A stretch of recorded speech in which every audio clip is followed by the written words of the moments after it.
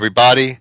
Welcome to ICC's Game of the Week with your host, as always, Joel Benjamin. The show returns from its Norway-imposed hiatus with an exciting early round game from the U.S. Championship.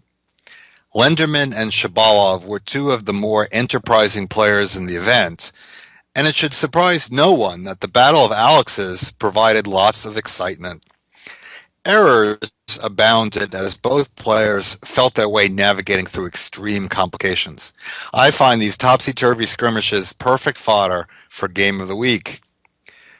Now, the denouement was quite aesthetic, but some of the missed opportunities were just as eye-catching. So let's get to it.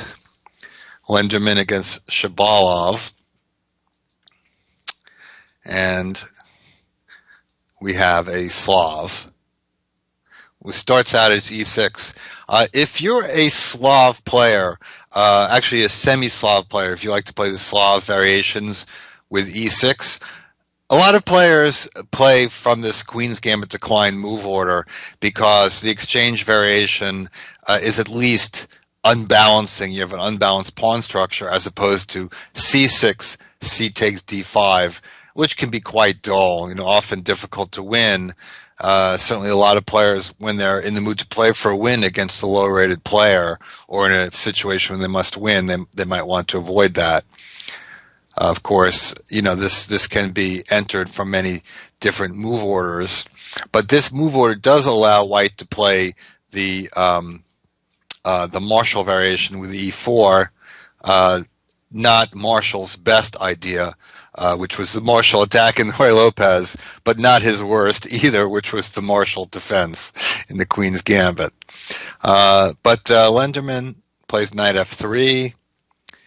And there is a variation with d takes c4 that's very sharp, the note boom, but Shaba's not going for that. Knight f6. And this is where we have the break between bishop g5, which often leads to pawn sacrifice or gambiting this pawn here. Black can take it right away or play h6, and then White can take the knight or play bishop h4, really gambiting the pawn on c4. Very sharp stuff. But Lenderman goes for e3. This is the more solid move, I guess, defending the pawn on c4. But the way that Lenderman is playing this game does not really indicate solid intentions. Knight bd7. And now the traditional main line we see from bishop d3 takes, and that's the Morand variation after b5. And there have been thousands of games from that over time. Over the last several years, Queen c2 has maybe even become slightly more popular than Bishop d3, arguably. Bishop d6. And now Lenderman plays Bishop d2, followed by queenside castling, a sharp line to be sure. It's interesting that a line that has gotten rather more attention than that treatment, but also very sharp with ideas of queenside castling, is g4.